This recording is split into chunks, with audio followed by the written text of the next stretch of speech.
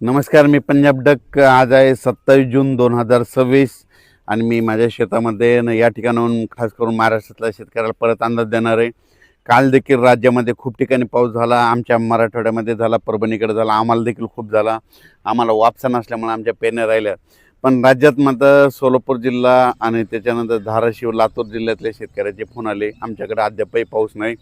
तर सोलापूर जिल्हा, सांगली जिल्हा, आटपाडी हे पंढरपूर आणि लातूर धाराशिव त्या जिल्ह्यातल्या शेतकऱ्याला सांगू इच्छितो की आज 27-28च्या दरम्यान म्हणजे ह्या 3 दिवसामध्ये तुमच्याकडे पाऊस येणार आहे, म्हणून हा अंदाज लक्षात यायचा. तर त्याच्यानंतर म्हणजे हे पाऊस काय होईल हे तुम्हाला 2-3 दिवस पडेल, त्याच्यानंतर मग थोडा रिमझिम स्वरूपाचा असा काही येत नाही, म्हणून तुम्ही अंदाज लक्षात यायचा. पण राज्यात मात्र 1 जुलैपासून ते म्हणजे जुलैच्या पहिल्या आठवड्यात मात्र राज्यात काय काय ठिकाणी धुमाकूळ पाऊस घालणार आहे, जोरदार पाऊस पडणार आहे. त्याच्यामुळे सर्वप्रथम मुंबईकर, पुणेकर, अकोले, अहिल्यानगर, संगमनेर, ओझर ह्या पट्ट्यातल्या नाशिक, नंदुरबार, धुळे, जळगाव ह्या शेतकऱ्यांनी काळजी घेण्याची गरज आहे.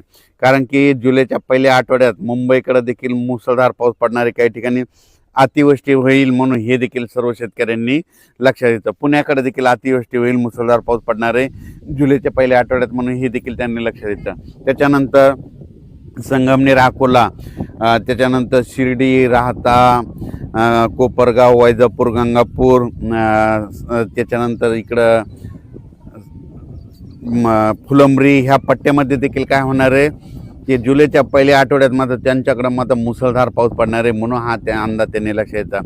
नंदुरबार जिल्ह्यातले शेतकऱ्याचे फोन आले, नंदुरबार, धुळे जिल्हा, तर की आमच्या भागामध्ये काही जिल्ह्यात पाऊस पडला आणि काहीकडे राहायचं. तर नंदुरबार, धुळे आणि उत्तर महाराष्ट्रातल्या शेतकऱ्याला तुम्हाला एक सांगू इच्छितो, तुमच्याकडं पाऊस लेट येणार आहे, पण तुमचं मात्र चांगलंच करून जाणार आहे. कारण की तुमच्याकडं काय होणार आहे, जुलैच्या म्हणजे पहिल्या आठवड्यात इतका पाऊस पडणार आहे की पहिल्या पावसातच तुमचे ओढे नाले सगळे ओव्हरफ्लो होणार आणि त्याच्यानंतर नदी नाले होणार आणि तुमचे जितके जे छोटे छोटे तळे बंधारे सगळे मात्र भरून जाणार आहेत.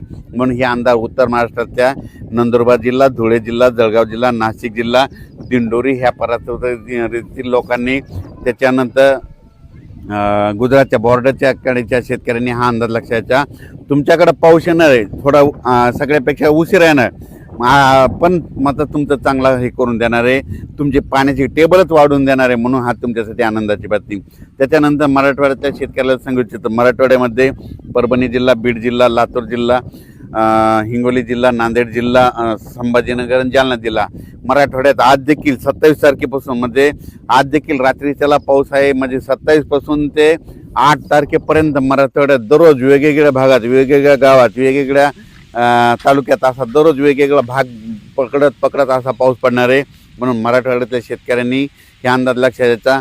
जमिनीमध्ये ओला असेल तर तुम्ही तुमचं पेरून टाकायचं, नसता मग काय होईल की तुम्हाला 10 जुलैनंतरच पेरणी करायला वेळ भेटेल. कारण की आता मी सांगू शकतो, मी माझ्या शेतात ते 4 दिवस झालं वापसाच होत नाही, आम्हाला पेरायचं आहे पण पेरणी करताच येणं, म्हणून शेतकऱ्यांना ज्यांच्याकडे ईदभर ओले त्याने पेरणी करून टाकायची मराठवाड्यातल्या शेतकऱ्यांनी.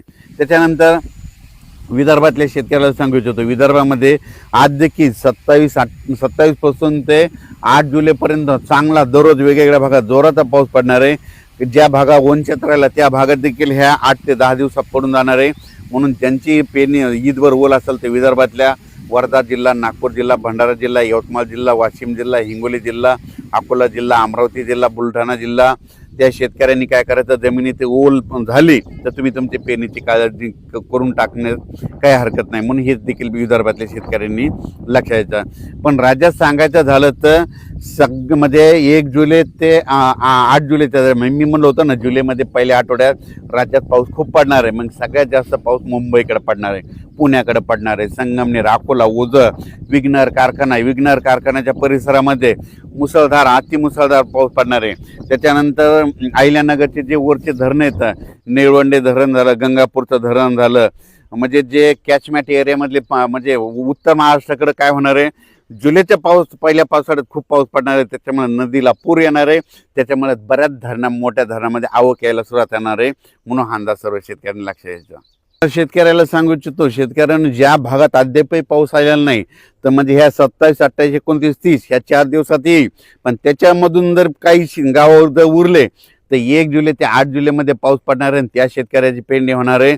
म्हणून शेतकऱ्यांनी घाबरून न जाता ही अंदाज लक्षात. आणि त्याच्यानंतर सोलापूर जिल्ह्यासाठी धाराशिव, लातूर आणि सांगली, बारामती ह्या पट्ट्यातल्या शेतकऱ्याला सांगू इच्छितो, तुमच्याकडं आज म्हणजे 27 तारखेला आज बऱ्याच भागात पाऊस पडणार आहे. पण 28, 29, 30च्या दरम्यान पुन्हा काय होणार आहे, आणखीन थोडा भाग कव्हर करणार आहे. पण त्याच्यानंतर काय होईल, नंतर 1 जुलै ते त्याच्यामध्ये सरी येत राहतील. तुमच्याकडे जर ईद बरोबर झाले तर तुम्ही तुमचा पेरणीचा निर्णय घेऊ शकता. पण तुम्हाला एक सांगू इच्छितो, म्हणजे पश्चिम महाराष्ट्रातले हे 2-3 जिल्हे आहेत, म्हणजे सांगली जिल्हा, साताराचा इकडचा अलीकडचा पूर्वेकडला भाग, त्याच्यानंतर सोलापूर जिल्हा, धाराशिव जिल्हा, ह्या पट्ट्यातल्या शेतकऱ्याला सांगू इच्छितो